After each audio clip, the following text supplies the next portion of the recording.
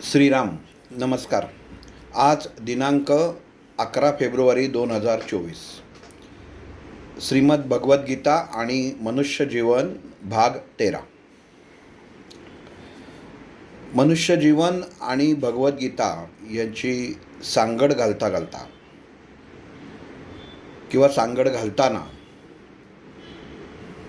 अर्जुन विषाद योग, सांख्य योग आणि आता आपण कर्मयोग बघतो. वास्तविक बरेच श्लोक किंवा काही ज्ञानेश्वरीतल्या ओव्या, या प्रत्येक ओवीचं निरूपण आपण घेत नाही आहे. 5-6 ओव्या मिळून एकाचा जो अर्थ होतो त्या अनुषंगाने हे आपलं निरूपण चालू आहे. कारण प्रत्येक ओळीमध्ये भगवद्गीतेचं वैशिष्ट्य असं आहे की प्रत्येक ओवीत आणि प्रत्येक शब्दामध्ये जेवढं तुम्ही वाचाल त्या प्रत्येक वेळेला नवीन अर्थ उमजतो. पण जेव्हा आपण 4 चौघामध्ये एखादी गोष्ट मांडायचा प्रयत्न करतो तेव्हा त्याला मर्यादा येते. हे सांगायचं कारण असं की बऱ्याच जणांचं असतं की हा भाग राहिला की स्थितप्रज्ञ अर्जुनाला कशी अवस्था प्राप्त झाली. तर काही अभ्यास हा आपल्याला करणं गरजेचं आहे. स्थिती, बुद्धी आणि ज्ञान ह्याचा संगम होऊन देहाची जी अवस्था तयार होते ती स्थितप्रज्ञ अवस्था. हा एका ओळीमध्ये आपण त्याचा अर्थ पाहिला की जी अवस्था अर्जुनाला प्राप्त झाली. पण त्याचा जर अभ्यास करायचा झाला स्थितप्रज्ञ म्हणजे काय, तर त्याच्यावरती एक पुस्तक तयार होईल. पण आपण काय असतं की एखादं व्याख्यान ऐकायला जातो, भाषण ऐकायला जातो,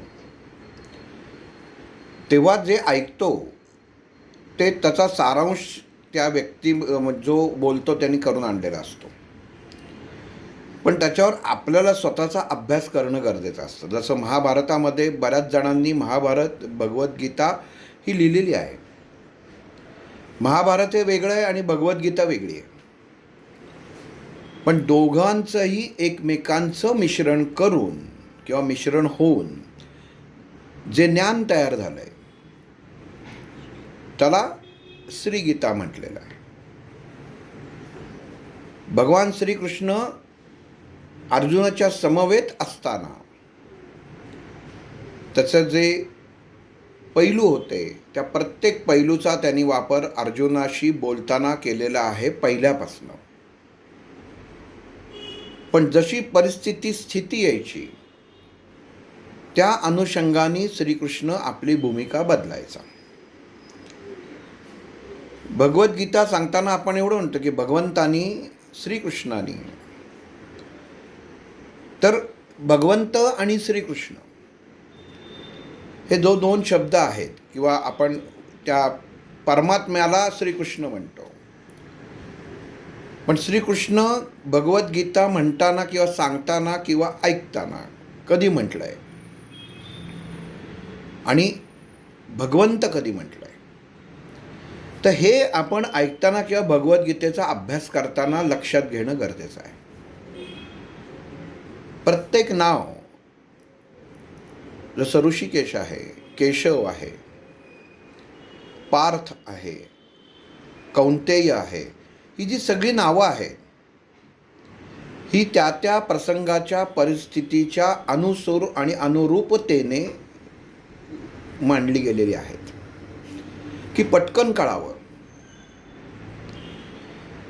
तर ह्याचा अभ्यास आपल्याला करणं खूप गरजेचं आहे. पण नुसतं ऐकलं आणि सोडून दिलं तसं नाही. आज आता इथं कर्मयोगाची सुरुवात करताना एक प्रश्न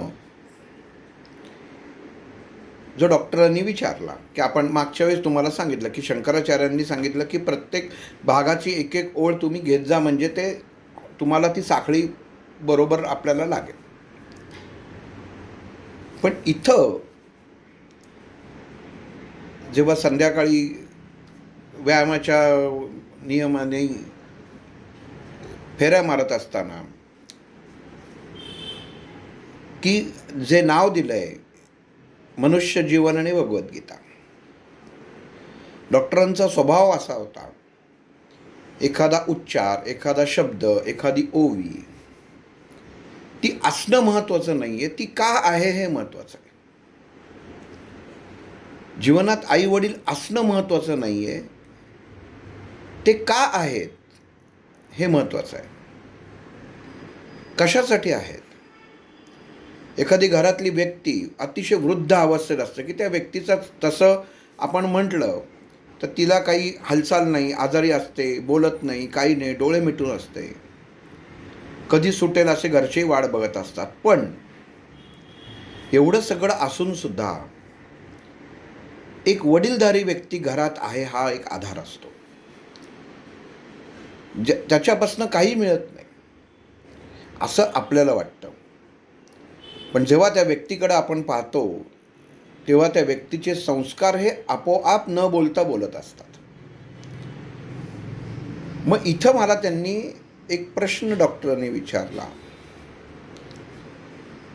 धर्मक्षेत्रे कुरुक्षेत्रे,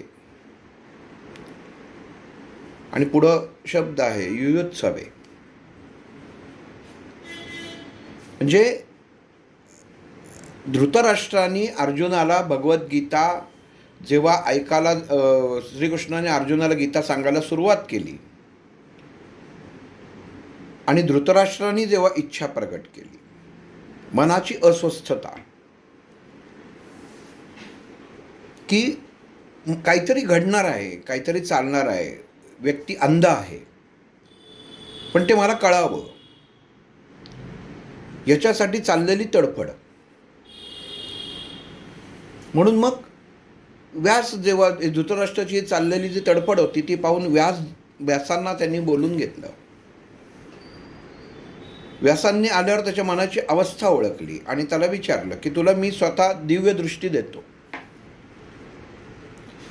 तेव्हा धृतराष्ट्र म्हणाला, नको, मला नको, कारण स्वभाव घाबरट होता. त्याला माहिती होतं की काय होणार आहे, म्हणून त्यांनी व्यासानं सांगितलं मला नको. मग ती दिव्य दृष्टी संजयाला दिली गेली. आता आपण कर्मयोगापर्यंत येऊन परत इथं, म्हणजे आता हा डॉक्टरांनी जो प्रश्न केला तो मी सांगतो, पण काय केला.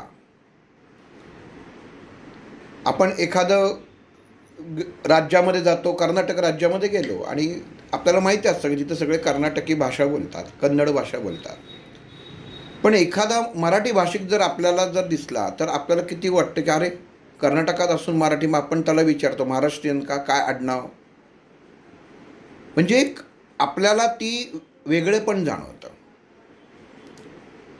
मग इथं भगवद्गीतेचा पहिला शब्द व्यासांनी जो लिहिला, रचला, याच्यामध्ये श्रीकृष्णाने सांगितला. आता व्यासांनी लिहिला जसं आत्ता म्हटलं, कारण महाभारत हे व्यास रचित आहे आणि भगवद्गीता ही ओवी स्वरूपात आहे. म्हणजे श्रीकृष्णाने अर्जुनाला त्या ओव्या सांगितल्या पटकन त्या वेळेमध्ये. युद्धभूमीवर जीवन तसंच गेलं अख्खच्या अख्खं, मित्र मैत्री ह्याच्यामध्ये सर्व गेलं, पण वेळ कुठली निवडली तर युद्धभूमी. म्हणजे आपण एखाद्याला म्हटलं चल आपण जरा एखादा घाईत असेल, कामाच्या घाईत असेल आणि सांगितलं तुला मी जरा ज्ञानाचा उपदेश देतो, तर तो म्हणेल जरा थांब, जरा गडबड कशाला करतो,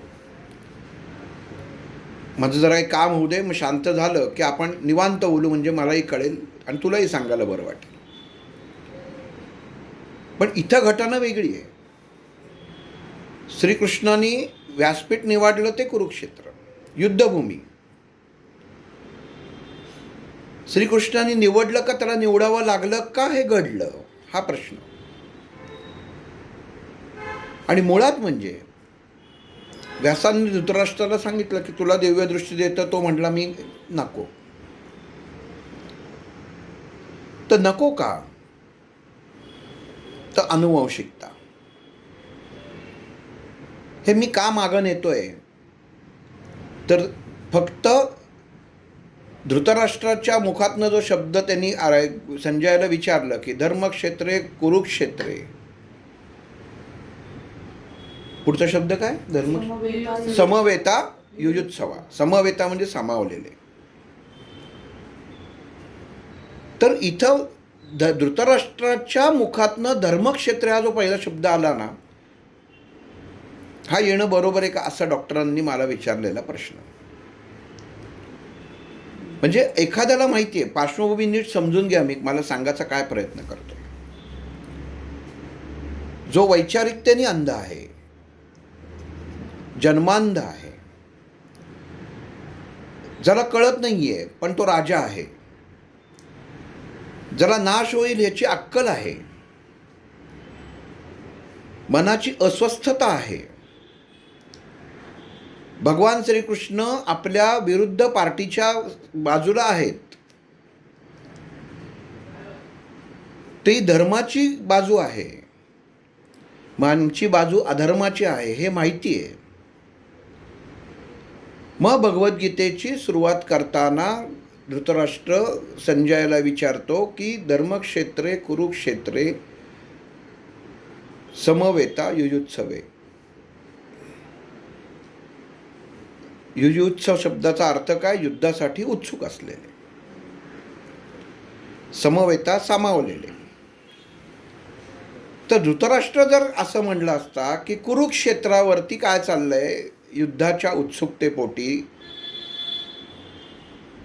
तर योग्य होतं. पण डॉक्टरांचा प्रश्न होता की धृतराष्ट्र म्हणतोय धर्मक्षेत्र आहे. मग धृतराष्ट्राला माहिती होतं का की हे धर्माचं युद्ध आहे. विषय नीट समजून घ्या. एखाद्या विषयाचं ज्ञान असेल तर मनुष्य त्या ज्ञानाच्या बाबतीत बोलतो. याला काही नव्हतं पण हा पहिल्यांदाच म्हटला की धर्माचं क्षेत्र. मग धर्माचं क्षेत्र असताना अधर्माचं कृत्य आपली मुलं करतात हे त्याला माहिती होतं. मग त्यांनी थांबवलं का नाही. म्हणजे पहिल्या शब्दामध्येच हा विजय निश्चित होता. भगवान श्रीकृष्ण त्या बाजूला होते. थोडंसं परत अजून मागं नेतो की मला जर एखादा परमेश्वर आपल्याला प्रगट झाला आणि म्हटला की तुला काय पाहिजे ते माग, तर आपण मागू की मला अमुक अमुक गोष्ट पाहिजे आणि ती आपण स्वीकारू. पण इथं धृतराष्ट्रांनी स्वतःच्या मनाची स्थिती इतकी घाबरट होती की नको म्हटला, कारण त्याला खात्री होती की आपल्या पराभव होणार आहे मुलांचा, आणि ते मला माझ्या डोळ्यांनी बघणं होणार नाही.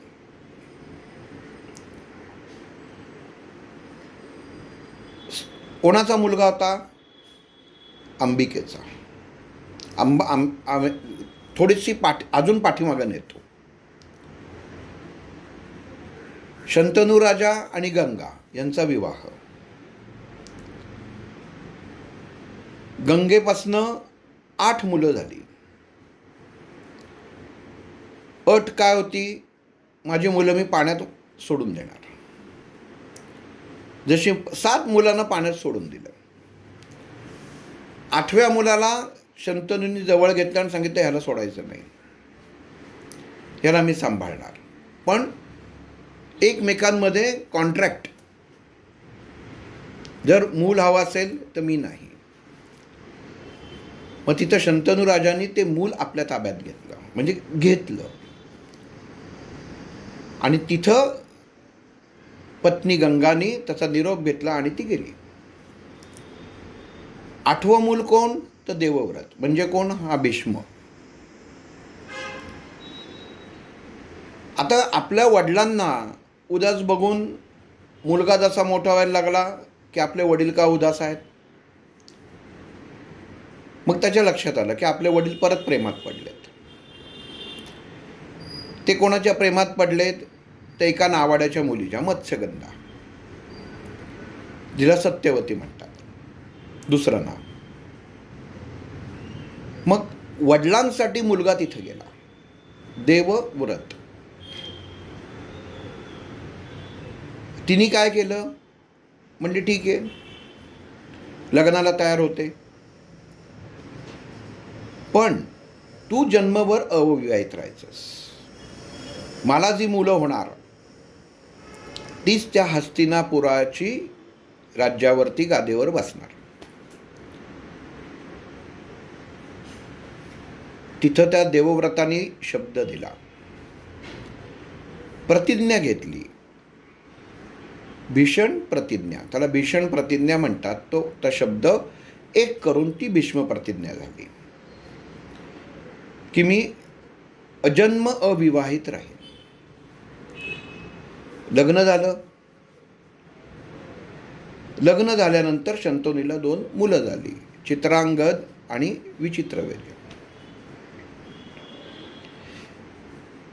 रचना जेव्हा एखाद्या गोष्टीची करतो, व्यासांनी कसं रचलंय हे परत पहिल्यापासून का सांगतोय, कारण कर्मयोगात ह्याचा उपयोग आहे. ह्याचं सगळं उत्तरार्ध कर्मयोगात आहे. मग चित्रांगद आणि विचित्रवीर्य ही 2 मुलं. मग त्यांचं लग्न, मोठी मुलं झाली, लग्न करायचं ठरलं. मग भीष्म गेले काशीराजला. तिथलं 3 मुलींचं स्वयंवर चालू होतं. काही ठिकाणी दिलं स्वयंवर चालू होतं, काही ठिकाणी दिलं 3 मुली लग्नाच्या होता. त्यांनी त्यातनं त्यांचं हरण केलं, मग त्यांना पळवून आणलं. अंबा, अंबिका, अंबालिका तिघींना आणलं लग्न करण्यासाठी. अंबा हिने सांगितलं की शल्व राजाचं आणि तिचं प्रेम आहे, त्यामुळं मी मनाने काय याची राणी होऊ शकणार नाही. भीष्माचार्यांनी ते स्वीकारलं आणि तिला त्या शल्व राजाकडं परत पाठवलं. अंबिका आणि अंबालिका यांचं विचित्रवीर्याशी लग्न झालं. चित्रांगद युद्धात मारला गेला. म्हणजे आता 1 मुलगा 2 राण्या राहिल्या. अंबा शल्व राजाकडे गेली, पण तुला पळवून नेलं, त्याच्यावर आरोप केले आणि आता लग्नाला नकार दिला. परत आली. मग परत आल्यानंतर परत भीष्मांकडे आली. आता काय, माझं काय, तुम्हीच काढलत, तुम्ही माझ्याशी लग्न करा. भीष्माने सांगितलं नाही, माझी प्रतिज्ञा आहे, मी काही लग्न करू शकणार नाही. मग ती काय म्हणाली, हा कसा ऐकत नाही, एक तर मला पळवून आणलं, माझ्या उत्तम सर्व गोष्टी चालल्या होत्या त्या ह्यांनी खोडा घातला. मग ती गेली भीष्माचार्यांच्या गुरु परशुरामांकडे. तुमच्या शिष्याला सांगा, त्यांनी असं असं केलं, माझ्याशी लग्न करायला, हा न्याय आहे. परशुरामांनी भीष्माला बोलवलं, त्याला सांगितलं की लग्न कर. तो म्हटला मी करणार नाही, मी प्रतिज्ञा घेतलेली आहे. परशुराम आणि भीष्म यांचं घनघोर युद्ध झालं आणि ह्याच्यामध्ये भीष्मांनी परशुरामांना पराभूत केलं. आपण एखादे पॉईंट काढतो, त्यातला एक पॉईंट नंबर 1, भीष्मांनी परशुरामांना पराजित केलं. म्हणजे भीष्मांचं शौर्य किती होतं ते बघा. आपल्याला याचा पुढं अभ्यास करता आपण पॉईंट काढून ठेवला की शौर्य किती होतं, तर परशुरामांना त्यांनी पराभूत केलं, अशी ताकद असलेल्या. मग परशुरामाने हार मानली, तिला म्हणले की मी तुला मदत करू शकत नाही.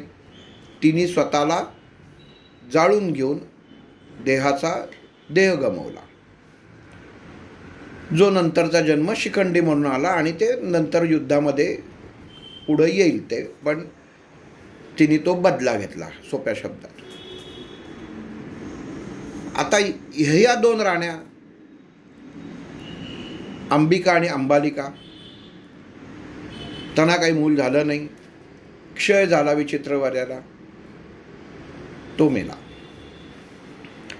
सत्यवतीचं वचन माझीच मुलाचा वंशज गादीवर बसणार. आता तिच्या पुढं प्रसंग पडला, विचार पडला, आता काय करायचं. मग तिने भीष्मांना बोलवलं. भीष्मांना सांगितलं की लग्नाआधी माझे एका ऋषींबरोबर संबंध होते आणि त्याच्यापासून मला एक मुलगा आहे. भीष्म म्हणले, आई कोण? बघा बरं का, शब्द प्रत्येक खूप महत्त्वाचा आहे.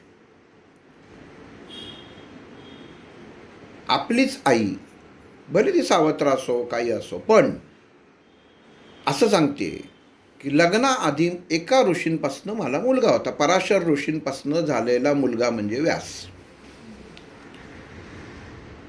भीष्मांनी आदराने हो म्हटलं आणि व्यासांना बोलावून घेतलं आणि व्यासांना सांगितलं सत्यवतीने की या दोघींशी तू संग कर आणि ह्या हस्तिनापूर राज्याला तू वंशज दे. व्यास तयार झाले. व्यासांचं रूप बघून अंबिकाचे डोळे मिटले. पण जो मूल गर्भधारणा झाली ते मूल अंध निघालं, कारण आईने डोळे मिटले. अंबालिका तेच व्यासांचं स्वरूप बघून भीतीने पांढरी फटक पडली.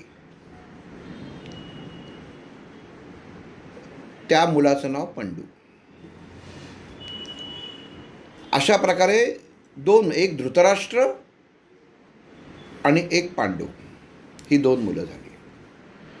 पण ह्याच वेळी सेवेला असलेली दासींनी सुद्धा जेव्हा व्यासांनी संग केला, आपण कसं असतं की महाभारतातली जेवढी काही पात्र आहेत त्यातली 90% पात्र ही काल्पनिक आहेत. काल्पनिक म्हणजे शरीराशी एकरूप न होता झालेली आहेत. पण इथं दासींनी व्यासांचं ते स्वरूप बघून सांगितलं की मला तुमच्यापासून एक मूल हवं आहे. ते व्यासांनी देव केलं, त्याचं नाव विदुर, दासीपुत्र. व्यास निघून गेले. हस्तिनापूरच्या गादीवरती धृतराष्ट्र आणि पांडूला बसवलं गेलं. भीष्मांनी तसा शब्द पाळला. सत्यवती राणीला आनंद झाला की माझी दोन मुलं आता गादीवर बसली आहेत. धृतराष्ट्राचा मोठा म्हणून राज्य त्याच्या हातात दिलं. गांधार नगरीची कन्या गांधारी हिच्याशी तो विवाह झाला, विवाहित. पण पती जन्मांध होता. आता ही कथा खूप मोठी आहे, ती तुम्ही वाचा, ती अगोदर सांगितलेली आहे. तिने पट्टी बांधून घेतली. पांडूला दोन बायकांशी लग्न झालं. एक कुंतीभोज राजाचा राजा, त्याची मानस कन्या कुंती, आणि दुसरी माद्र देशाचा राजा, त्याची कन्या माद्री. आता दोन भावांमध्ये एका भावाचा राज्यामध्ये जास्त इंटरेस्ट आणि पांडूला अरण्यात राहा, शिकार करा, ह्याच्यातच आनंद, ह्याच्यातच इंटरेस्ट. तो आपल्या दोन्ही पत्नींना घेऊन अरण्यात निघून गेला. तिथं निघून गेल्यानंतर जसं जीवन चालू होतं, शिकारीला गेला आणि बाण मारला एका मृगाला. आता तो मृग हे कदंब नावाचे ऋषी होते आणि त्या ऋषींनी एका, म्हणजे त्या ऋषी स्वरूपात असताना एका हरिणीला बघितलं आणि त्या हरिणीचं सौंदर्य बघून हे ऋषी मोहित झाले आणि कामुक इच्छा त्यांची जागृत झाली आणि त्यांनी स्वरूप बदललं स्वतःचं आणि कदंब ऋषीपासून ते मृग झाले आणि त्या हरिणीचा ते शरीराचा भोग घेत होते. तेव्हा नेमका या पांडुराजाने बाण मारला. तो त्या ऋषींना लागला. शिकार आणायला गेला, त्यांनी बघितलं आपण शिकार केली, तर बाण लागल्यावरती ऋषी मूळ स्वरूपात. त्यांनी पांडुराजाला शाप दिला की तू जर यापुढं तुझ्या पत्नीला जर वासनेच्या नजरेने शरीर सुखाच्या दृष्टिकोनातून बघितलं तर त्या क्षणी तुझा मृत्यू होईल. पण आता आपल्या हातनं अनावधानाने घडलेली गोष्ट होती, पण काही करू शकत नव्हता. ऋषींनी शाप दिलेला होता. इथं रस्ताना पांडुराजाचा स्वभाव हा अतिशय उत्तम, निसर्गाच्या सानिध्यात रमणारा, पत्नींच्या सहवासात रमणारा, त्यांच्याबरोबर रतिसुख घेणारा असा आहे. पण गंमत अशी झाली की त्या ऋषींना बाण मारला आणि शापच दिला. त्यामुळं ज्या ज्या गोष्टीचा आनंद होता त्या सर्व गोष्टी त्याला गुंडाळून ठेवायला लागल्या. म्हणजे दोन्ही उत्तम सुंदर दिसणाऱ्या पत्नी असून, वातावरण उत्तम असून त्याला सगळीकडं कानडोळा करायला लागला. पत्नीनं सांगितलं की असं अशी गोष्ट आहे. पत्नी म्हटल्या हरकत नाही. पण मग कुंतीने एक दिवशी त्याच्यामध्ये कल्पना काढली. ती म्हटली बघा मी ह्याच्यातनं तुम्हाला एक मार्ग, सोल्युशन देऊ शकते. तो म्हटला काय? तर म्हणे मी माहेरी असताना दुर्वास ऋषी आमच्याकडे आले होते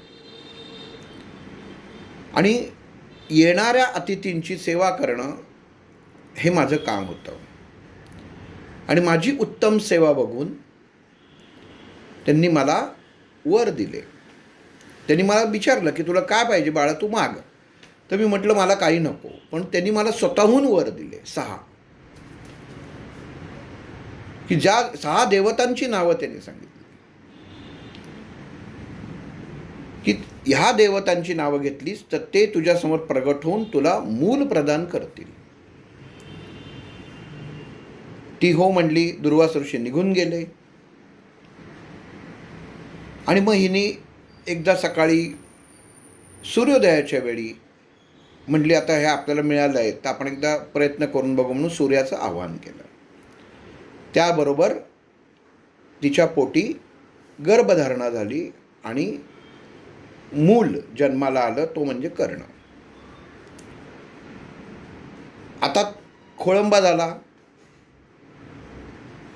की आता मूल झालं, आता लग्न कसं होणार, माझं कसं होणार, लोक काय म्हणतील.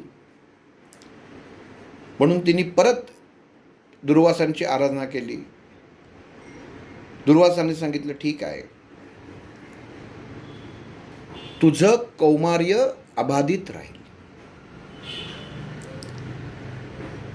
तिने तो कर्ण घेतला. त्याच्यानंतर त्याला सोडून दिलं. सूर्याची सूर्यकवच वगैरे तो परत वेगळा अजून एक भाग झाला. पण ही घटना हिने पांडुराजाला सांगितली नाही की मी पहिल्यांदा एक प्रयत्न केलेला आहे, त्याच्यात असं घडलेलं आहे. तिने पांडुराजाला सांगितलं की मला 5 गोष्टी 5 वेळा ह्या 5 वर 5 देवतांचं असं असं वर आहे, तर लोकांना काय कळणार आहे, तर याचा मी उपयोग करते. आपल्याला 5 मुलं होतील आणि समाजाच्या दृष्टीने ही आपलीच मुलं आहेत. पांडूला ही कल्पना मान्य पडते. मग ती पहिल्यांदा यमधर्माचं आवाहन करते.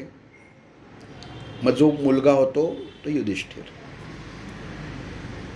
मग दुसऱ्यांदा वायूचं आवाहन करते, वायुदेवतेचं, तो म्हणजे भीम. आणि तिसऱ्यांदा इंद्रदेवतेचं आवाहन करते, तो म्हणजे अर्जुन. आता पांडू दोन्ही पत्नींवरती सारखं प्रेम करणारा, तो बघतो कुंतीने ह्या सगळ्या गोष्टी केल्या आहेत, 3 मुलं पदरी आहेत, पण माद्रीचं काय. म्हणून तो कुंतीला सांगतो की तुझी हरकत नसेल तर तुला जो मंत्र मिळाला आहे तो तू त्या माद्रीला शिकव, म्हणजे तिला असं वाटायला नको. मग कुंती तो विचार करून माद्रीला सांगते आणि माद्री आवाहन करते की मी दोन्ही देवतांचा एकदाच उपयोग करून घेते. म्हणून अश्विनी कुमारांचा ती आवाहन करते आणि तिला 2 मुलं होतात, नकुल आणि सहदेव. ही बातमी इकडं हस्तिनापूरमध्ये कळते गांधारीला. कुंतीला मुलं झाली. मला काहीच नाही, आता काय करायचं. पण मग तिला गर्भधारणा झालेली असते, पण ते गर्भ नुसताच वाढत असतो. हेही मागं एका कथेत सांगितले, पटकन सांगतो. मग त्या दासीला सांगते की ते तिथला त्या उखळ आपण ज्याने ते खलतो, ज्याने कुटतो, ते घेऊन ये आणि त्या लाकडाने माझ्या पोटावरती, गर्भावरती मार. त्याबरोबर तो गर्भ गळून पडतो. व्यासांना कळतं. व्यास येतात. व्यास म्हणतात काय जातात. ते म्हणतात काही नाही, तुमच्यामुळे हे सगळं झालेलं आहे. असं एकाच याच्यामध्ये एवढी मुलं कशी होतील. तुम्ही तिथं किमया केली. तुमचं आमच्या घराण्यावरती भेदभाव आहेत. तुम्ही मला 101 मुलं द्या. मग प्रत्येक तो गर्भ ठेवला जातो 101 मडक्यांमध्ये. आणि हे म्हणजे ते कौरव. आता ही गोष्ट सांगायचं कारण काय. त्यावेळची असलेली आकस आईसा म्हणजे गांधारीचा असलेला कुंतीच्या पोटी की हिला झालं मला नाही झालं. हिला सहज सर्व गोष्टी उत्तम प्राप्त झाल्या, मला झाल्या नाही, म्हणून असलेला मनामध्ये हेवा दावा. ते सर्व हेवा दावा त्या गर्भात उतरला आणि ते सर्व 101 गर्भ तयार झाले. ते कौरव. म्हणून त्यांची वैचारिकता ही जन्मताच अशी होती. आणि त्याच्या विरुद्ध हे जे पांडू, हे 5 पांडव झाले, जे ज्या निसर्गाच्या वातावरणात वाढले, त्यांची वैचारिकता संस्कारामुळे उत्तम झाली. पण शेवटी निसर्गाने ठरलेल्या गोष्टी घडतात. माद्री एक दिवशी नदीवरनं स्नान करून येत होती. आपले केस वाळवत होती. पांडुराजा बघतो. तो मोहित होतो. मोहित होऊन तिचा हात पकडतो. हात पकडल्याबरोबर कदंब ऋषींचा शाप जो असतो हा प्रारब्धा बनून समोर येतो आणि त्याचा तिथं मृत्यू होतो. आपल्या पतीचा झालेला मृत्यू आपल्यासमोर माद्री सहन करू शकत नाही आणि ती त्याच्याबरोबरच आपला देह पण ठेवते. कुंतीच्या पदरी ही 5 मुलं. आता यांचा उदरनिर्वाह कसा चालायचा म्हणून हस्तिनापूरमध्ये भीष्माचार्यांशी संपर्क साधून ती परत येते. ती जेव्हा परत येते तेव्हा उत्तम संस्कारित पांडव, एक धर्म, दुसरा वायुपुत्र, तिसरा इंद्रपुत्र आणि बाकीचे अश्विनी पुत्र, हे 5 जण येतात आणि ह्या दुष्कृत्य 101 दुष्कृत्यांच्या मध्ये आपलं जीवन चालू करतात. पहिल्यापासनं 5 पांडव आल्यानंतर धृतराष्ट्राच्या मनामध्ये पहिला प्रश्न येतो की माझ्या मुलांच्या मध्ये वाटेकरी आला. हा भाग पहिल्यापासनं आहे, पहिल्या दिवसापासनं आहे. पण योग्य संस्कार व्हावे, उत्तम संस्कार व्हावे म्हणून भीष्माचार्य योग्य गुरु निवडतात, ते म्हणजे द्रोणाचार्य. कौरवांना, धृतराष्ट्राला बरं वाटतं की आपल्या मुलांना उत्तम गुरु लाभले, यांच्या विरुद्ध चांगले तयार करतील. पण मुळामध्ये त्यांची वैचारिकता पहिल्यापासून अशुद्ध होती. ते त्या पांडवांच्या विरुद्ध अशुद्धच विचार करायचे. पण द्रोणाचार्यांनी दोघांनाही म्हणजे दोन्ही दलांना, पांडव आणि कौरव यांना उत्तम सारखं प्रशिक्षण दिलं. पण त्या प्रशिक्षणामध्ये सर्वोत्कृष्ट ठरला तो अर्जुन. आणि हा अर्जुन म्हणजे ज्ञानाचं प्रतीक. उत्तम ज्ञान असलेला असा तो अर्जुन. भगवंतांनी आता हा इथपर्यंत आपण एखाद्या चित्रपटाचा फ्लॅशबॅक असतो ना, गोळी लागलेली असते, मग त्याला मागचं सगळं आठवतं हॉस्पिटलमध्ये, तसा हा फ्लॅशबॅक झाला. आता आपण इथनं परत कर्मयोगापर्यंत येऊ. का सांगितलं हा फ्लॅशबॅक? की इथं अर्जुनाने जेव्हा भगवंताला प्रश्न केला की तू सगळं मला सांगितलंस, तेव्हा मागील भागात सांगितलं की गांडीव गळून पडलं होतं, त्या अर्जुनाने निदान खांद्यावर तरी धरलं, हातात तरी धरलं. पण ज्ञानाचा तो सागर, ज्ञान एखाद्याला उगाच दिलं जात नाही. का दिलं जातं? त्या विशिष्ट व्यक्तीला, कारण तिथनं ज्ञानाचा प्रसार होतो. हीच गोष्ट माऊलींनी कशी सांगितली आहे? माऊलींनी 5 प्रकार करून टाकले सरळ. मन, परमात्मा. मग मनाला त्यांनी परमात्मा मानले आणि मनालाच त्यांनी दोषी पण ठेवलंय. गंमत बघा. मन, दुसरा त्यांनी वर्गीकरण सांगितलं की दुसरी पायरी बुद्धी, तिसरं सांगितलं अहंकार, आणि चौथं सांगितलं चित्त. मग इथं भगवान श्रीकृष्ण अर्जुनाला सांगतात, पार्था तुझी बडबड झालेली आहे, तू आता उभा आहेस. अर्जुन प्रश्न विचारतो कर्मयोगामध्ये. काय सुंदर सांगितलं. आपण एखादं म्हणतो ना, काय गुरूंनी सांगितलं, उत्तम ज्ञान दिलं मला, आज मी तृप्त झालो. पण इथं अर्जुनाने सांगितलं, श्रीकृष्णा तू सांगितलंस, कशात अडकू नकोस. नाही अडकत बाबा, तू सांगतोयस ना 100% खरं आहे. तू सांगतोयस मेल्यानंतर स्वर्गप्राप्तीच होणार आहे, इथं मेला काय तिथं मेला काय. उत्तम, मला तुझ्यावर विश्वासच आहे, कारण तुला मी गुरुच मानतो. तुला कशाचीही गरज नाही, ही तुझी वृत्ती चांगली आहे, तू सगळ्यांना देऊन टाक, हे मी तुझं स्वीकारलं, हेही तुझं मी मानलं, मला त्याचा आदर आहे. पण हे कृष्ण, मला तू एक प्रश्नाचं उत्तर दे. बघा आता श्रीकृष्ण, तू मला उत्तर दे, सगळं तूच सांगितलेस रे. कर्म मी करत नाही, माझा हात करतो, ते मरत नाहीत, आत्मा नित्य आणि अनित्यमधला नित्य आहे, परत तो देह दुसरा पकडणार आहे. आपण शिक्षा फक्त जो अनित्य आहे किंवा त्या देहाला देणार आहे, जो दोषी आहे, आणि मी राजा आहे, मी क्षत्रिय, ते माझं काम आहे, हे तूच सांगितलंस. आणि हेही सांगितलंस की तू स्वतःला पार्थ असं समजू नकोस, सर्वश्रेष्ठ समजू नकोस, तू केलं नाही म्हणून इतर करणार नाहीत का. हे तुझं वाक्य तर एकदमच बरोबर आहे. तुला कशाचा दोष लागणार नाही, हे तुझं वाक्य उत्तम आहे. हे सगळं तू मला सांगितलंस, हे मी तुझं स्वीकारलंच. पण फक्त मला एका प्रश्नाचं उत्तर दे.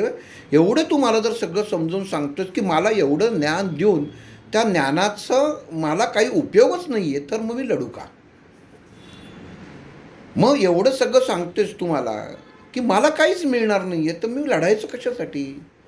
मग आग्रह का तुझा? तूच सांगतोस ना, मी लढलो नाही तरी हरकत नाही, माझ्याशिवाय काय अडत नाही. मग झालं, तू दुसऱ्या कोणाला तरी निवड. ज्या राज्याचा जो आहे हा उपभोग क्षणिक आहे, त्याचा मला मोह होऊ देऊ नकोस. मला मोहच नाही आहे, त्यामुळं तोही प्रश्न नाही. आत्मा देह बदलतो, मग बदललेल्या देहामध्ये मी त्या शरीराला मारतो, आत्मा दुसरं देह धारण करतो, हेही तू सांगितलंस.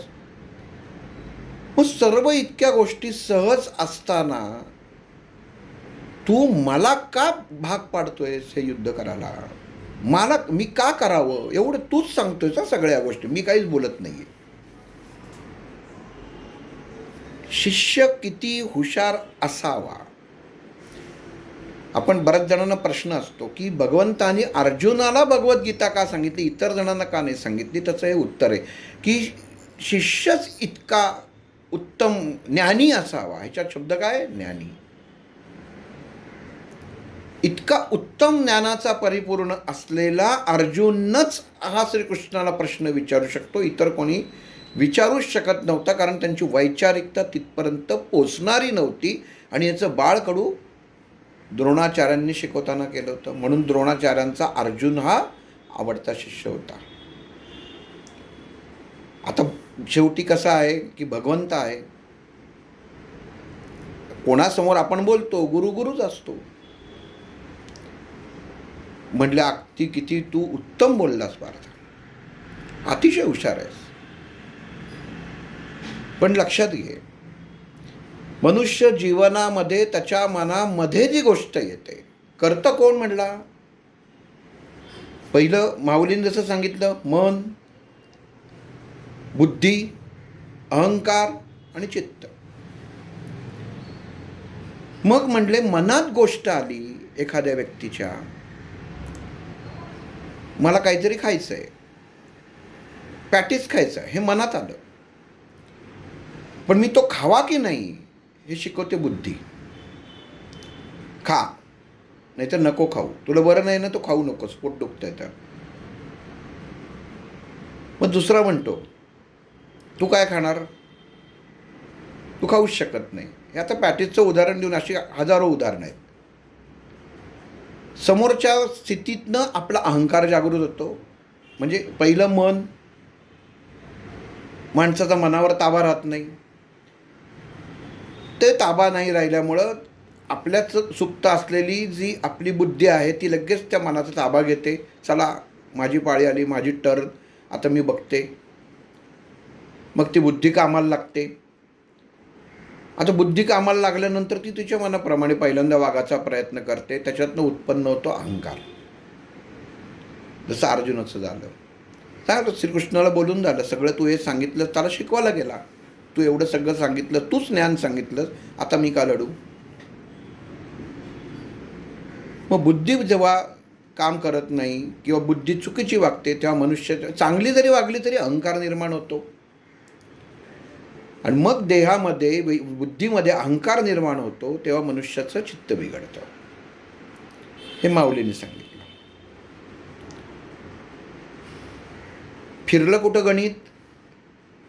भगवंतानी सांगितलं की ह्या सगळ्यांचा सांख्ययोगामध्ये सांगितलं की तू कशाला काही जबाबदार नाही आहेस. अर्जुनाच्या मनाने स्वीकारलं. बुद्धीने सांगितलं की हे सगळं बरोबर आहे, अगदी यांनी सांगितलेलं सगळं बरोबर आहे. पण त्या बुद्धीमध्ये जो अहंकार होता, त्या अहंकाराने सांगितलं की तू गुरुच्या विरुद्धात जाऊ शकतोस. इथे लक्षात घ्या, फोडी करणं खूप गरजेचं आहे. भगवान श्रीकृष्णाला अर्जुनाने जेव्हा सांगितलं की तू सांगशील तेच करणार, तू फक्त सांग. आणि भगवद्गीता वाचताना किंवा त्याचा अभ्यास करताना कधीच मनात येत नाही की श्रीकृष्णाने जर सांगितलं असं ना, अर्जुना दिस इज माय ऑर्डर, ही माझी ऑर्डर आहे, हे तू करायचं असतं, अर्जुनाला करायलाच लागलं असतं आणि अर्जुनाने केलं असतं. हे गुरु शिष्याचं नातं होतं. पण इथं भगवान श्रीकृष्णाला समाजाला उद्देश करायचा होता. व्यासांनी सुरुवातीपासनं एक एक घटना का सांगितली, तर कशी मनुष्याच्या जीवनात तीच घटना सध्या घडते किंवा घडलेली असते. आपला बघाचा दृष्टिकोन कसा पाहिजे. एखादं मूल नीट वागत नसेल तर आपण म्हणतो अक्षरशः बापावर गेलाय किंवा आईवर गेलाय. म्हणजे काय? बाळकडू. म्हणजे काय? तर इथं धृतराष्ट्राची तुम्ही लगेच नजर डोळ्यासमोर आणा. काय घडलं होतं? बाप उत्तम होता, आई घाबरली, अंध झाली. आई बापाच्यात ते मुलाच्यात ते गुण आले अंधपणाचे. बापाचा उत्तम गुण होता पण तो येऊ शकला नाही, आईचा गुण आला. गांधारी तशीच होती, पत्नी होती, पत्नी कार्य पट्टी बांधून निभावलं. ते पत्नी कार्य नव्हतं. नवऱ्याचे असलेले दुर्गुण कान बघायचे नाहीत म्हणून तिने पट्टी बांधून घेतली. कारण मुळामध्ये भीष्म आणि त्याच्या घरच्यांचा बदला घेण्यासाठीच ते गांधारीने लग्न केलं होतं, आपल्याला सगळ्यांना माहिती आहे. मग असं असताना मनामध्ये राग घेऊन ह्या पूर्ण खानदानाचा नाश करण्यासाठी जेव्हा ही गोष्ट घडत होती, तेव्हा ती स्त्री डोळ्यावर पट्टी बांधेल का? मग तिने पट्टी का बांधून घेतली? कारण एखाद्याला जर आपलंसं करायचं असेल तर त्याच्या अनुषंगाने वागलं पाहिजे, आणि तिने ती पट्टी बांधून घेतली. डोळ्यावर पट्टी बांधणं म्हणजे असलेले अवगुण दुर्लक्षित करणं असं नाही आहे. आपणही करतो. मुलं कशी वागत असतात आपण बघत नाही, म्हणजे आपण डोळ्यावर पट्टीच बांधलेली आहे. तिला बदला घ्यायचा होता. मग ते गुण गर्भामध्ये त्या दुर्योधनाच्या दुःशासनाच्या मध्ये वाढले. म्हणजे बीज कुठनं रोवलं गेलं? तिथं ज्ञानबीज नव्हतं. मग गुरु झाल्यावर गुरुला कळलं की ज्ञानबीज कोण आहे? तर अर्जुन आहे. मग तो अर्जुन आहे, त्याचं चयन कोणी केलं? कृष्णाने केलं. धर्माची स्थापना करण्यासाठी हे उत्तम आहेत, सर्वोत्तम आहेत. पण भगवद्गीतेमध्ये अर्जुन आणि श्रीकृष्णाची ही जी काही भानगड चालू आहे प्रश्नोत्तराची, ते श्रीकृष्ण इतका त्याच्यामध्ये तयार होता. त्यांनी एका याच्यामध्ये सांगितलं असतं तर अर्जुनाने केलं असतं, पण त्यांनी तसं केलं नाही. कारण ज्ञानाचा उपयोग हा त्या त्या अनुषंगाने व्हायला पाहिजे. म्हणून आपण कधी म्हणतो सांख्ययोगात काय सांगितलं? पंचेंद्रिय, कर्मेंद्रिय, सर्व जी इंद्रिय आहेत त्याचा ताबा मनाकडे आहे, ज्ञानाकडे आहे. आणि माऊलींनी सांगितलं की ह्या सर्व इंद्रियांचा ताबा ज्याच्यावरती आहे त्याच्यावरतीच ताबा असेल तर पुढच्या गोष्टी येतच नाहीत. श्रीकृष्णाने वेगळ्यानं सांगितलं. अर्जुन ही 5 बोटं बघ. झालं, अर्जुनाने सांगितलं सगळं. आता श्रीकृष्ण म्हटला ठीक आहे, समजावून सांगतो, पटलं तर बघ. ही 5 बोटं बघ म्हटलं. हे काय? ह्याला ज्ञान म्हटलं आहे. ज्ञानयोग अंगठ्याने चालू होतो. अंगठा, प्रत्येक मनुष्याचा हाताचा अंगठा हे ज्ञानाचं प्रतीक आहे. हे बोट कशाचं प्रतीक आहे? तर हे बोट श्रेष्ठत्वाचं प्रतीक आहे, बुद्धिमत्तेचं प्रतीक आहे. हे बोट पराक्रमाचं प्रतीक आहे. हे भगवंतांनी अर्जुनाला समजवत आहेत बरं का बोटात. त्या तिथं ऐन वेळा आपण म्हणतो ना, आता तुला कशावर समजून सांगू बाबा, तेव्हा श्रीकृष्णांनी फक्त 5 बोटं अशी आणली. ज्ञान, बुद्धी, पराक्रम, प्रेमभाव. कधी मनामध्ये आपल्या प्रश्न पडतो, साखरपुड्याला अंगठी या बोटात का घालतात? ह्याच्यात घालतात, आम्ही घालून घेतो. का घालतात? भगवंतानी भगवद्गीतेत सांगितलेलं आहे. देहामध्ये जे भाव निर्माण होतात, 5 भाव, त्यातला प्रेमभाव ह्या बोटांनी निर्माण होतो. गंध कशाने आपण लावतो? यांनी लावतो, यांनी लावतो. मग आता तुम्हाला ह्याच्यातनं ते कळलं पाहिजे की गंध लावताना भाव कुठला निर्माण होतो. आणि हे तुमचं आरोग्य म्हणजे ज्ञान, अंगठा, बुद्धी, पराक्रम, प्रेमभाव आणि आरोग्य. आणि मग श्रीकृष्णाने सांगितलं धनुर्धरेस, ज्ञान गेलं तर याचा काही चारींचा उपयोग आहे का? लक्षात घ्या, डोळ्यासमोर आणा. ही 4 बोटं आहेत, अंगठाच नाही आहे. यांनी काय कराल? असं कराल का काही? होईल?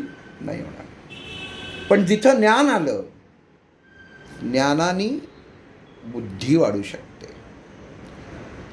ज्ञानाने पराक्रम वाढू शकतो, ज्ञानाने प्रेम वाढू शकतं आणि ज्ञानाने आरोग्य वाढू शकतं. आपण मुद्राभ्यास काही जण करतात. कशाला करतात? हे यांनी आम्हाला सांगितलं असं जोडा म्हणजे असं होईल, असं जोडा म्हणजे असं होईल. पण भगवद्गीतेत श्रीकृष्णाने अर्जुनाला इथं कर्मयोगामध्ये सांगितलेलं ह्या गोष्टी, की हे आहे ज्ञान आहे. मग ज्ञान हे तुम्हाला दोन्ही बाजूनी उपयोगी पडतं. ह्या जन्मातही आणि पूर्वजन्मातही तुम्हाला ज्ञान ही आठवण करून देतं की तू कोणाचा पूर्वज आहेस, पाणी दे. ह्या बोटांनी पाणी सोडत नाही, ह्या अंगठ्यानी पाणी सोडतात. ज्ञानानी मोकळं शब्द खूप, हा विषय इथं खूप ह्या टर्निंग पॉईंटला आहे की ज्ञानानी सोडतात. आणि मग धनुर्धारमध्ये जेव्हा ती प्रत्यंश ताणली जाते, ती कुठल्या कुठल्या बोटांनी ताणली जाते, तर हे अर्जुना मला एवढंच सांग, जर ज्ञान नसेल तर बाकीच्या तुझ्या या सगळ्या गोष्टींना काही किंमत आहे का? तू चालवू शकशील का? तर ज्ञानी हो.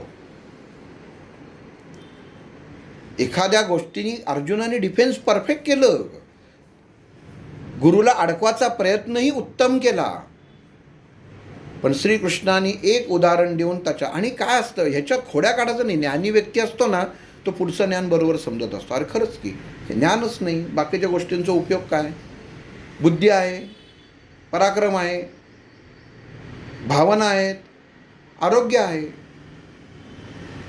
पण ज्ञानच नाही. म्हणजे जी व्यक्ती, आपण म्हणतो येड्यांच्या हॉस्पिटलमध्ये गेला आहे का? ज्ञानच नाही. बुद्धी आहे असं म्हणायचं, तो कसा वागतो, काय हसतो, त्याला कळत असतं की मी हसतोय. कुठला पराक्रम आहे, पण ताकद केवढी असते, भावना त्याला कळतात काही? नाही कळत. आरोग्य काही कळतं? नाही कळत, कारण ज्ञान नाही. म्हणून श्रीकृष्णाने अर्जुनाला सांगितलं की अर्जुना, अज्ञानी होऊ नकोस, उथळ पाण्यासारखा होऊ नकोस. तू ज्ञानी आहेस. इतरांमध्ये आणि तुझ्यात काय फरक आहे? ती अज्ञानी आहेत म्हणून त्यांच्यावरती हे आहे. बघ, ज्यांनी ज्ञानाचा तुला अभ्यास दिला ते द्रोणाचार्य तिथं आहेत. आपल्या मनात प्रश्न येतो, द्रोणाचार्य, भीष्माचार्य कौरवांच्या बाजूने उभे राहिले. इथं शब्दाला महत्त्व आहे. युद्ध सुरू व्हायच्या वेळी त्यावेळी अगोदर ज्या ज्या राजांना विचारलं जायचं, फर्स्ट प्रेफरन्स, पहिलं माझ्या बाजून लढणार का, घराणं पाहिलं जायचं, त्याला पहिल्यांदा अनुमोदन दिलं जायचं. त्या अनुषंगाने यांनी अनुमोदन दिलं. दुर्योधनाला प्रश्न पडला की माझ्या राज्यातली माणसं पण त्याची अर्जुनाच्या आणि पांडवांच्या बाजूची आहेत वैचारिकतेनी, नुसतीच देहानी इथं आहेत. पण ज्ञानात बदल पडला नाही, कारण अज्ञान होतं. म्हणजे जेव्हा ज्ञान नसतं तेव्हा ह्या गोष्टी बेभान होतात. त्याप्रमाणे दुर्योधनाची बुद्धी भ्रष्ट झाली. पराक्रमी असून पराक्रम वाया गेला. भीष्माचार्य, द्रोणाचार्य, कृपाचार्य भावनात्मक विचार करत असून सुद्धा भावना शून्य झाले. उत्तम आरोग्य असून सुद्धा सर्व मारले गेले. का? तर फक्त ज्ञान नाही. हा पुढे 10व्या भागामध्ये श्रीकृष्णाने याचं विश्लेषण केलेलंच आहे. पण हे का त्या बाजूनी? तर ज्ञान नाही. ज्ञानाला किती महत्त्व आहे.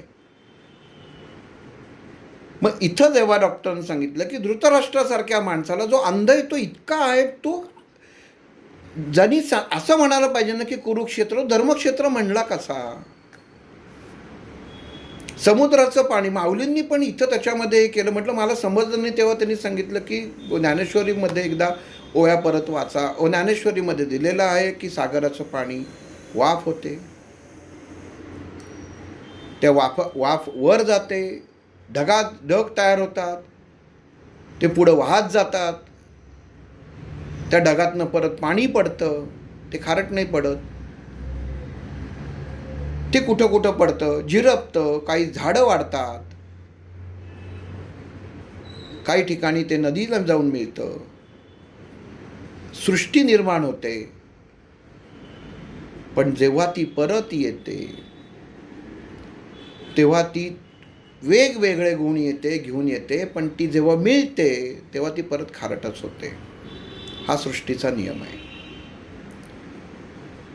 पण मग इथं लिहिताना, सांगताना, सुरुवात करताना बघा, श्रीकृष्णाने भगवद्गीता कधी सांगितली? इथं नाही सांगितली, धर्मक्षेत्रे कुरुक्षेत्र. ही भगवद्गीतेची सुरुवात आपण केलेली आहे. श्रीकृष्णाने सांगितली का? नाही. श्रीकृष्णाने कधी सांगितली? जेव्हा 2 चित्रांमधलं एक चित्र डोळ्यासमोर आणलं, सगळे आलेलेत मस्तपैकी, सगळ्यांना बघतोय ते एक चित्र, त्याच्यामध्ये मग मानसिकता कोलमडली, कारण अज्ञानी झाला, ज्ञानी असून अज्ञानी झाला आणि मोहात अडकला. म्हणून अज्ञानी झाला, म्हणून ते गांडीव गळून पडलं. हे दुसरा क्षण की जेव्हा श्रीकृष्णाला वाटलं की आता ह्याला आपण उपदेश करावा, त्या ठिकाणी तिथनं भगवद्गीता चालू होते. पण हे आधीचा जो भाग आहे हा फक्त धृतराष्ट्र आणि संजयाला आणि अगोदरच्या क्रियांना धरून आहे. तिथंच गंमत अशी की तिथंच सुरुवात, लिहिताना सुरुवात तिथनं, धर्मक्षेत्रे कुरुक्षेत्रे. मग इथं ज्याला हा जो आंधळाच आहे, याला धर्माबद्दल माहीतच नाही. प्रश्न काय होता की ज्याला माहीतच नाही, मला अमेरिकेमध्ये कुठं काय आहे ते माहीतच नाही, तर मी अमेरिकेचं वर्णन करू कसं म्हणू? अमेरिका दिसायला खूप सुंदर आहे, तिथं तुम्ही जाऊन या. मग धृतराष्ट्र इथं म्हणतोच कसं धर्मक्षेत्रे? जरा जर एवढी बुद्धी असती, एवढं कळत असतं, तर त्यांनी एवढं होऊनच दिलं नसतं. म्हणून मोहाचा दुसरा भाग तिथं भरतो की हे जे आंधळा इतका कसं व्हावं? माऊली म्हणतात पाण्यात घाण पाण्यात बसलेली म्हैस, असं धृतराष्ट्राचा उल्लेख माऊलींनी ज्ञानेश्वरीत केला. काय गरज होती या संजयाला? लोकांच्या डोक्याला त्रास. बघा बरं का, भगवद्गीता संजयानी तिथं ऐकली, ती सांगितली म्हणून आपल्याला कळते. हे माऊली म्हणतात या संजयाला उपद्व्याप करायला सांगितलंच कोणी होता? काय गरज होती? आईकडं ऐकायचं आणि तिकडे जाऊन सांगायचं. त्याला माहिती होतं संजयाला की इथं ज्ञानाचा सागर वाहणार आहे म्हणून. यांचं तुम्ही लगेच म्हणाल असं कसं माऊली म्हणाले? परिस्थिती लक्षात घ्या. उच्चार कधी केलाय, काय चाललंय, हा एक भाग आहे. तिथं काय घडतंय, लाईव्ह ट्रान्समिशन वेगळ्या ठिकाणी होत आहे. त्यांना काय माहिती मॅचमध्ये कोण किती खेळणार आहे? जेव्हा मॅच चालू होईल, जेव्हा क्रिकेट खेळतील, जेव्हा काही धावा होतील, विकेट जातील, तेव्हा तो समालोचक सांगणार ना की काय होणार आहे. पण कळलंच नाही. एखादं अनोळखी टीम असेल, त्यांची नावच कळली नाही, तर बघणारा पण हा कोण आहे काय माहीतच नाही, खेळतोय चांगला. पण एक ज्ञान ज्या क्षणी होतं, लक्षात घ्या, अरे हा का, हा या देशाचा खेळाडू आहे, मला माहिती आहे, त्या खेळाडूबद्दल ज्ञान प्राप्त होतं. मग तसं इथं माऊली म्हणतात ह्याला माहीतच नाही काय घडणार आहे आणि काय नाही. ते यांनी उपद्व्याप करून स्वतःच्या अंगावरही घेतलंच कशाला? तेव्हाच सांगायला पाहिजे होतं की मला काही नको. कशाला अडकला हा या फंदामध्ये? ठीक आहे, मी सांगतो. मोह झाला, चला मला दिव्यदृष्टी मिळाली, इथनं बसून मला तिथं सांगता आलं. ह्याच्यात काहीही होऊ शकलं असतं. म्हणून इथं त्याला माऊलींनी मोह म्हटलेला आहे की मनुष्य मोहात कसा अडकतो. संजय उवाच बरोबर आहे, पण हा मोह उवाच आहे, ज्याच्यात गरज नसताना मनुष्य जीवनामध्ये दुसऱ्यांच्या घरामध्ये डोकावून बघतो. काय गरज आहे? आपल्याला माहिती आहे आपण काही करायला जाणार आहे. संजय काही तिथे करायला गेला, उपदेश करायला गेला. आणि धृतराष्ट्राची तर अजूनच कमाल, धर्मक्षेत्रे कुरुक्षेत्रे. अख्ख्या भगवद्गीतेमध्ये 2च वाक्य बोललं आहे, 2च वाक्य. त्याला उत्सुकता किती, आणि धर्माची बाजू बघतोय. म्हणजे किती अंध असावं. माऊलीने सांगितलं माणसाने वैचारिकतेने किती अंध असावं. अरे बावळटा, कळतंय इथं माझं सगळं वाटोळं होणार आहे, तरी तू त्याला म्हणतोयस त्याच्या. मग मुलांना बोलव, मुलांना सांग तू राजा आहेस, हे थांबवू शकतोस, तू थांबव. पण स्वतःच्या तोंडाने ते करतात ते बरोबर आहे, धर्मक्षेत्र. म्हणून मग का महत्त्व दिलेलं आहे. व्यासांनी लिहिताना सुरुवातीच्या शब्दालाच सांगितलेलं आहे की भगवद्गीता तुम्ही वाचताना मनुष्य जीवनामध्ये आपण जी कृती करतो, हा शब्द काय सांगतो, मला डॉक्टरांनी सांगायचा काय प्रयत्न केला की मनुष्य जीवनात जी जी कृती परिस्थितीत आपण करतो, ती कृती करताना जर आपल्याला माहिती असेल की हे चुकीचं आहे, तरी मनुष्य त्याला अनुमोदन करतो आणि धृतराष्ट्र होऊन राहतो. म्हणजे इथं मनुष्य जीवनामध्ये अंधत्व ज्ञानाचं जर तुम्हाला आलं तर तुम्हाला जीवन तुमचं योग्य मार्गावर जाणार नाही आहे. हा पहिला भगवद्गीतेतला शब्द सांगतो, जो शब्द इथं आणि ज्ञानाशी निगडीत असल्यामुळे इथं श्रीकृष्ण अर्जुनाला सांगतायत. श्रीकृष्णाने सांगायचे कष्ट का घेतले, तर त्याच्यात त्यांनी सांगितलं असतं आत्ता युद्ध करून, एक काम कर आत्ता युद्ध कर, मग नंतर मी जरा तुला सावकाश समजावून सांगतो. अर्जुनाने ऐकलं असतं, इतका ज्ञानी अर्जुन होता. पण श्रीकृष्णाचीच इच्छा नव्हती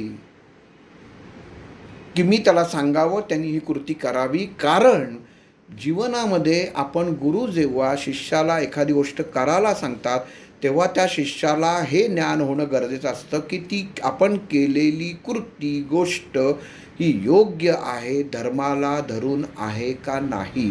कारण त्याचं कर्मफळ, आधी कृती केलीत, मारलं एखाद्याला आणि नंतर कळलं की नाही मी चुकून मारलं, तर ते कर्मफळ तुमच्या नशिबामध्ये पडलेलं असतं.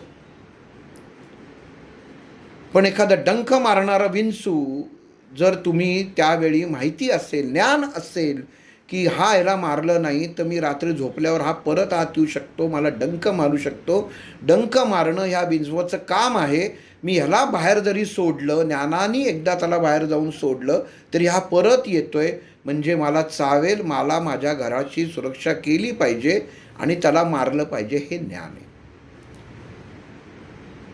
पण ते त्याला मारल्यानंतर मी उगाच एखाद्या प्राण्याचा जीव घेतला असं ज्ञान होणं हे अज्ञान आहे. हेच भगवान श्रीकृष्ण अर्जुनाला कर्मयोगामध्ये समजावून सांगतायत. म्हणून त्यांनी 5 बोटं पुढं केले की अर्जुना तू याचा विचार कर. आज इथं थांबू, पुढील भागामध्ये पुढचं निरूपण पाहू. श्रीराम.